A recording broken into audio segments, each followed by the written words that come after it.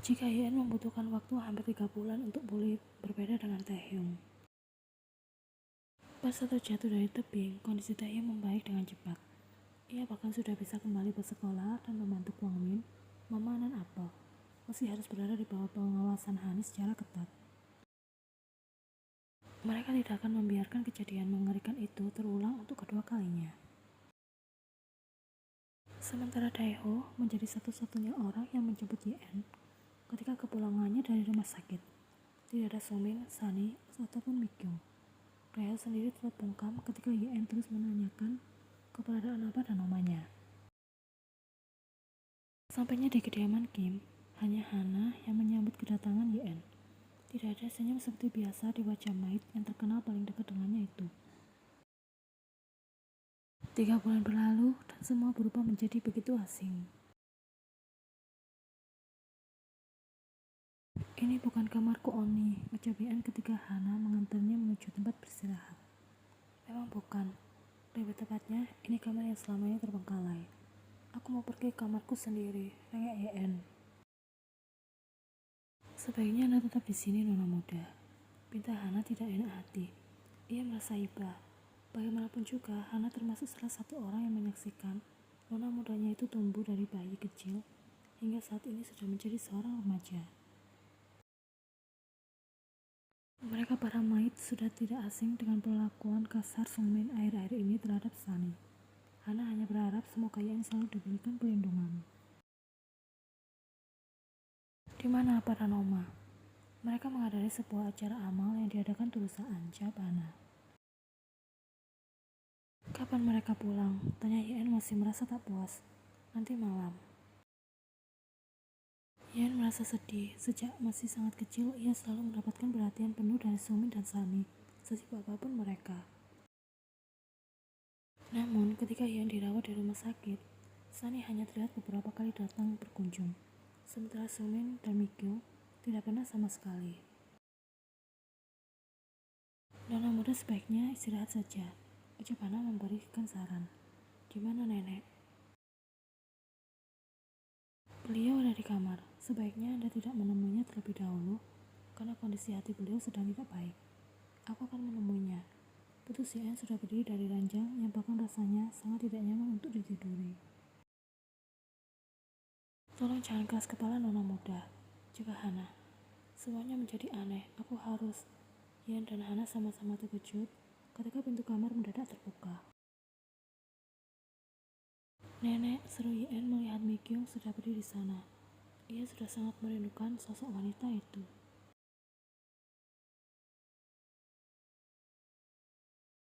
Kau bisa keluar sebentar, Hana ya?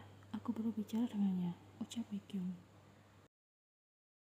Hana mengangguk mengerti, segera keluar dari sana untuk memberi ruang pada keduanya.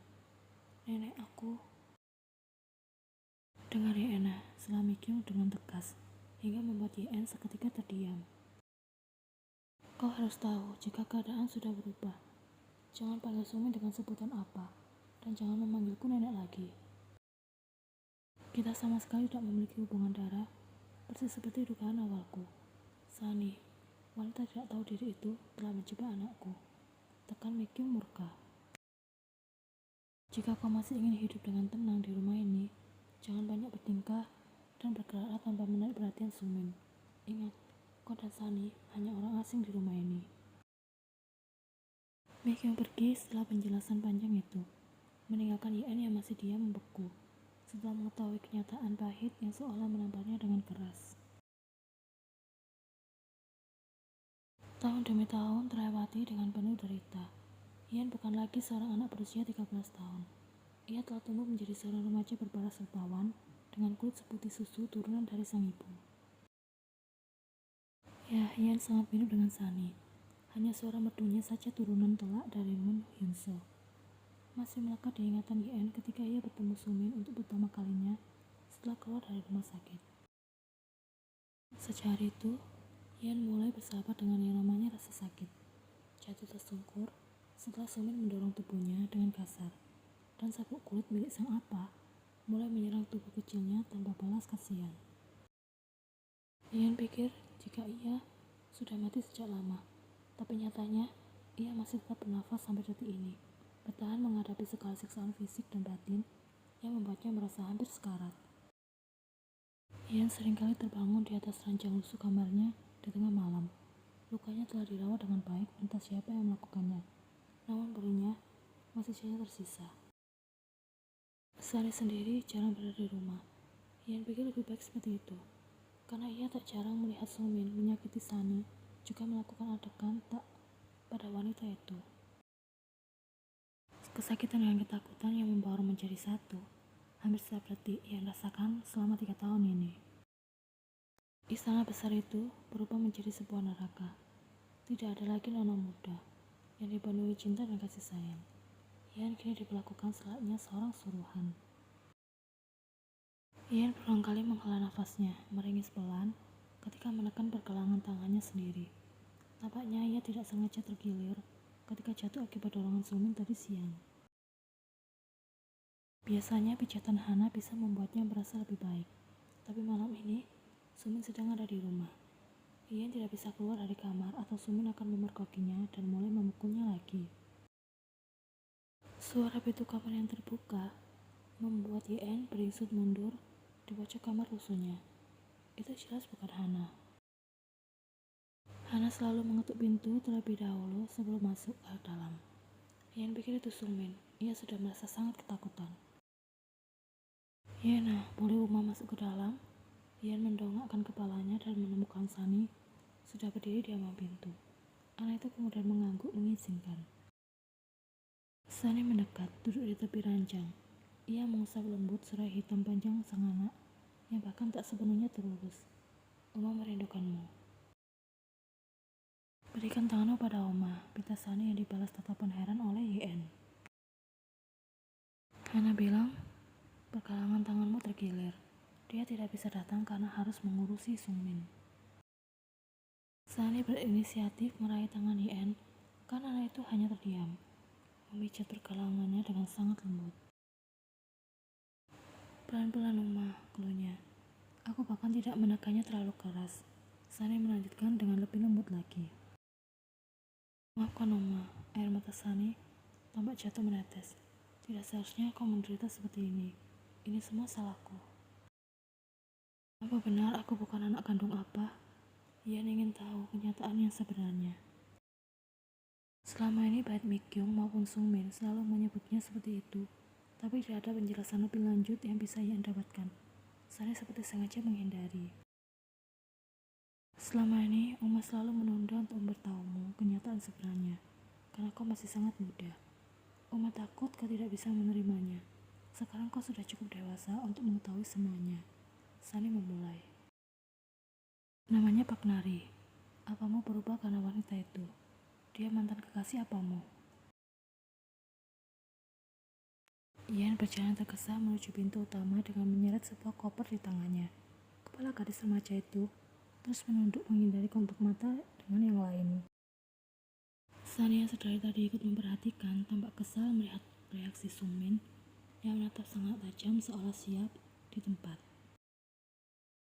Putriku yang malang, gumam Sani iba. Aku terpaksa mengirimnya ke sekolah umum. Aku harap dia akan merasa lebih baik di sana. Jelasnya berusaha menarik perhatian 2 orang lainnya. Kau yakin dia bisa bersosialisasi? Bukankah selama ini ia hanya homeschooling? Mikyung bertanya dengan nada remeh. Keuanganku semakin menipis untuk membayar para guru itu. Ibu tahu kan, Sungmin sangat pelit pada kami. Mendengar itu, Sungmin hanya mencibir tak peduli. Sementara di tempat lain, Kwangmin dan Hani tak bisa berhenti tersenyum melihat penampakan gedung sekolah yang tampak begitu besar dan mewah di hadapan mereka. Meski Taehyung sudah tidak lagi terlihat sejak 5 menit yang lalu. Bahkan mereka mengabaikan pesan singkat dari Taehyung untuk segera pergi ke terminal agar tak ketinggalan bus. Aku bisa mencium bahwa kesuksesan Taehyung di masa depan, ucap Hani berlebihan. Aku pasti merindukannya. Siapa yang akan menghabiskan jatah nasi di rumah setelah ini? Kwangmin tidak bisa menutupi rasa sedihnya. Jangan khawatir, kita bisa mengunjunginya tiap akhir pekan dan membawakan makanan enak untuknya. Tanggap Hani. Hei, biaya kesini cukup mahal, keluh Kwang Min. Bukannya ia tidak ingin bertemu dengan Taehyung tiap akhir pekan. Tapi akan lebih baik jika uang yang mereka dapatkan disimpan saja sebagai kiriman bulan sang keponakan. Mereka akan bersabar, menunggu, dan menahan rindu hingga Taehyung memiliki waktu libur panjang dari sekolah. Aku bahkan tidak pernah kepikiran untuk menyekolahkan Taehyung di sini. Beruntung sekali ia mewarisi otak encer nari hingga berhasil mendapatkan beasiswa secara penuh, ucap Kwang Min berbangga diri. Tapi apa ini keputusan yang tepat, Ibu ya? Lelaki itu mulai lagi melakukan keputusan yang telah ia buat sendiri. Apa kau ingin Taehyung hanya akan menjadi petani apel sepertimu di masa depan? Tanya Hani kesal. Enak saja, dia tidak akan menjadi seorang petani apel. Balas Kwang Min tidak terima. Itu sebabnya buang jauh-jauh pikiran negatifmu itu. Lagi pula, sel sangat luas. Sedikit kemungkinan lelaki itu tahu keberadaan Taehyung di sini. Ya, semoga saja. Taehyung berjalan melewati lorong asramanya yang terletak di lantai 3 dari 7 lantai. Bangunan asrama itu berada di daerah paling selatan dari gedung utama sekolah, berdampingan dengan letak asrama putri. Namun ada beberapa orang petugas perbatasan yang berjaga di sana, memastikan mereka tidak bisa keluar dan masuk di tempat yang tidak seharusnya dengan bebas. Asramanya terlihat bersih dan nyaman. Taehyung berharap ia dapat segera menyesuaikan diri di sini. Pintu kamar nomor 243. Tampak Taehyung dorong secara perlahan. Rupanya sudah ada murid lain yang datang terlebih dahulu. Hai, sobat Taehyung Rama. Pada rumitnya yang tengah minum susu almond di atas ranjang. Lelaki dengan kulit seputih susu itu hanya melihat Taehyung sekilas kemudian mengabaikannya. Tampaknya ia sudah tiba jauh lebih awal. Terbukti dari meja belajar yang telah dipenuhi banyak buku, juga koper yang sudah tak lagi kelihatan. Sudah pasti telah tersimpan rapi di dalam lemari. Aku Pak Taehyung dari Daegu. Senang bertemu denganmu. Aku harap kita bisa menjadi teman baik. Taehyung melanjutkan, meskipun tak mendapat sambutan hangat.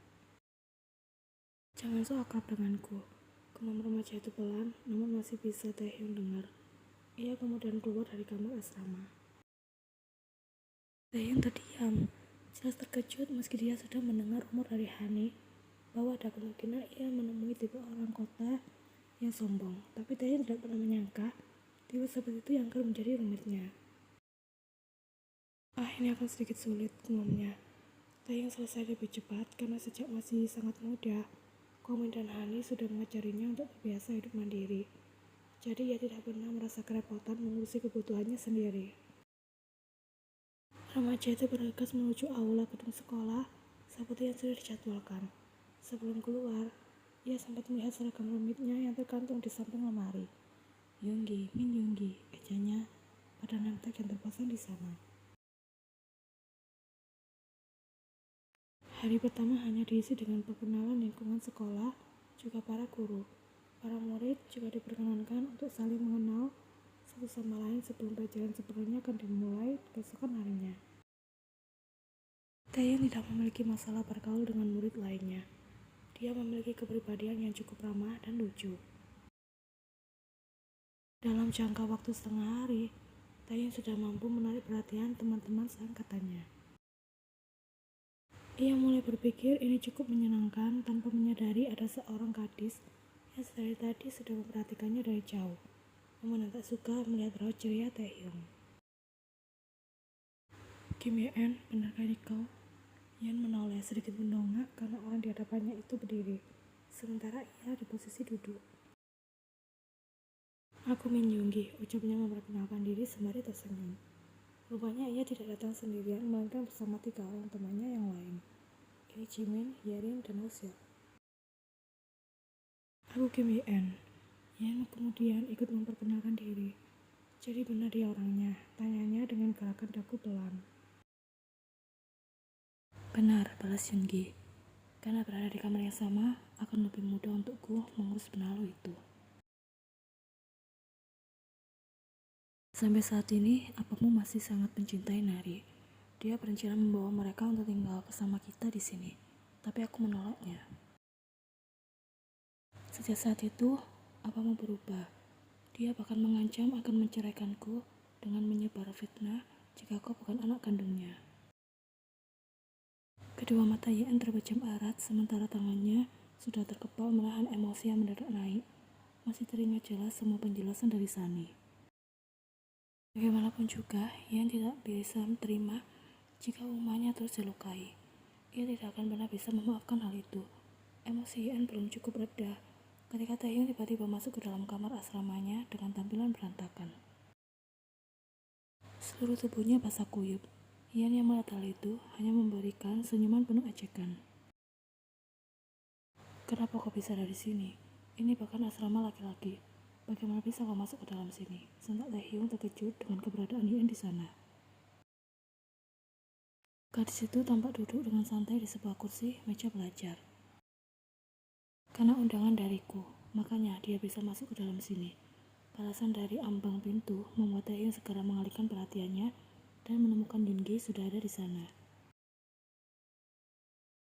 Pengenalan pertama dengan guyuran air bekas pel. Bagaimana Nona Muda Kim? Apa kau cukup puas? Tanya Yoongi. Yen menjawab pertanyaan dari Yoongi dengan sebuah anggukan pelan. Kau menyuruh dia untuk mengejaiku? Taehyung tampak kesal tapi belum cukup marah. Rupanya kau yang bernama Kim Yen. Mereka terus menertawaiku, sembari mengucapkan namamu berulang kali. Kini aku tahu rupa seseorang yang sengaja cari masalah denganku. Taehyung masih teringat bagaimana rasa malu saat satu ember air kotor itu mengguyur tubuhnya di hadapan para siswa-siswi di koridor sekolah. Saat jam istirahat tadi, aku juga sempat melihat kalian saling bertemu di aula. Bisa kau katakan apa masalahmu? Min Yungi keluarlah dari sini. Aku baru bicara 4 mata dengannya. Tita Yen. Kau yakin? Tanya Yoongi ragu. Pasalnya, ia takut Yen akan terluka akibat ulah Taehyung yang saat ini sudah tampak merasa kesal. Jika dalam waktu 5 menit aku tak kunjung keluar dari kamar ini, kau bisa menerobos masuk ke dalam, balas Yen. Baiklah, Yoongi kemudian memberikan ruang dan waktu yang Yen minta. Langsung pada intinya saja. Aku sangat membencimu, ucap Yen sudah menatap Taehyung dengan raut menyebalkan. Kau harus memiliki alasan saat membenci seseorang, balas Taehyung. Alasannya adalah keberadaanmu. Yen berdiri dari tempatnya duduk. Ia berjalan mendekat ke arah Taehyung. Bahkan kini sudah terlalu dekat. Wanita bernama Pak Nari itu sudah lancang melahirkan anak haram sepertimu, ucap Yen teramat lirih. Taehyung refleks mendorong Yen hingga gadis itu mundur beberapa langkah. Yen tidak pernah menyangka ketika tubuhnya tiba-tiba terhempas di atas ranjang. Taehyung sudah berada di atasnya, mengunci leher Yen erat-erat. Yen tetap bersikap dingin meskipun saat ini ia dalam kondisi terdesak. Siapa yang kau sebut anak haram? Kemarahan jelas tergambar di wajah tampan Taehyung. Kau, balas Yen tanpa rasa takut. Jika melihat posisinya sekarang, tidak seharusnya ia malah menantang lawannya. Taehyung bisa saja meremukkan leher Yen jika ia mau. Taehyung semakin mengeratkan tangannya hingga Yen tampak kesulitan bernafas. Tarik kembali ucapanmu itu. Yen menggeleng sadanya, meskipun wajahnya telah membiru sempurna. Bola mata anak itu berputar ke belakang hingga hanya warna putih yang tersisa. Melihat hal itu, Taehyung buru-buru melepaskannya. Taehyung sadar jika ia tidak bisa melakukan lebih dari ini. Kong Min dan Hani tidak akan pernah mengampuninya jika ia sampai menjadi seorang, apapun itu alasannya. Yen meraup oksigen dengan rakus sembari terbatuk-batuk. Melihat hal itu, ada sedikit rasa panik dalam hati Taehyung. Namun setelah mengetahui gadis itu masih mampu bangkit setelah beberapa saat, meski dengan susah payah, rasa panik itu menguap seketika. Yen mendesis marah, merasakan lehernya yang begitu sakit. Kenapa berhenti? Kau baru saja membuang kesempatan berharga untuk melenyapkanku. Emosi Yen tak lagi terbendung. Kau membuat semuanya menjadi sia-sia dengan tetap membiarkan aku hidup, Pak Taehyung. Berhenti bicara omong kosong, balas Taehyung datar. Lelaki itu kemudian memasuki kamar mandi untuk membersihkan diri tanpa mempedulikan keberadaan Yen yang masih berada di sana. Kau terlalu lemah, Pak Taehyung. Lihat saja, Akan aku pastikan kau akan lenyap di tanganku suatu hari nanti. Ucapan Yen barusan, Taeyong bisa mendengarnya.